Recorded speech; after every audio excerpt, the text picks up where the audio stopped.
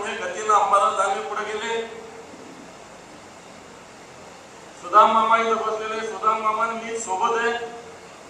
आमच्या दोघांचा पक्षाने राजीनामा घेतला होता 2003 ला.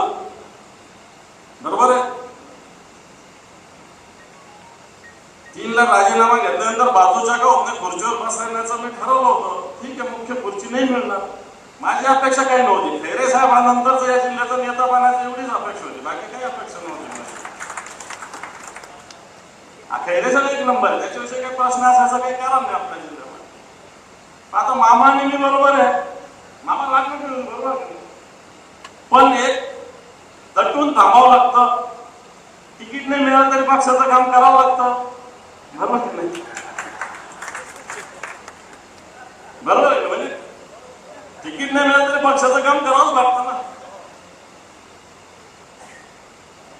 बाकी जास्त बोलत नाही, राजकीय होईल ते फार, पण दटून एका ठिकाणी थांबावं लागतं.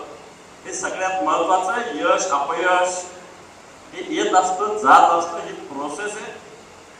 2 पक्षाची भारतीय जनता पार्टी होती, 2 खासदाराची, तिनं 300 जागा जिंकल्याच ना. याही चिकाटीला मानलं पाहिजे. इंदिरा गांधीला 77 ला हरवल्यानंतर 80 ला मेजॉरिटीने इंदिरा गांधी आली होतीच ना. आणि आता मोदीची मस्ती काँग्रेसच्या नेतृत्वाखाली आपण सगळे चिरवणार आहोतच ना. याची चिंता करण्याची गरज नाही. परंतु संजय पाटील, मीही मागच्या 27, 28, 29 वर्षानं काम करतो. जेव्हा विरोधी पक्षनेता झालो तेव्हा साहेबांना सांगितलं होतं, मला विरोधी पक्षनेता द्यायचं तर द्या, पण जिल्हा पद नाही सोडणार. कारण मी संघटनेच्या पदावर प्रेम करणार आहे. संघटनेची जबाबदारी नका करू. मला काही गरज नाही विरोधी पक्षनेता. मी आमदार खुश आहे. साहेब बरोबर आहे की नाही? साहेब पण साक्षीदार आहे. साहेबांनी खूप प्रयत्न केले मला जिल्हा पण काढायचे, पण नाही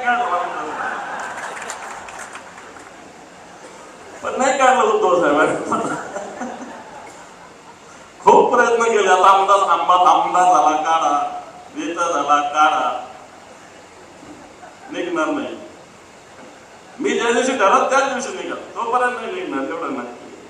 किती प्रयत्न कोणी केले. पण कसं असतं की आपण हे सगळे ग्रामीण भागातले लोक काम करत असतो.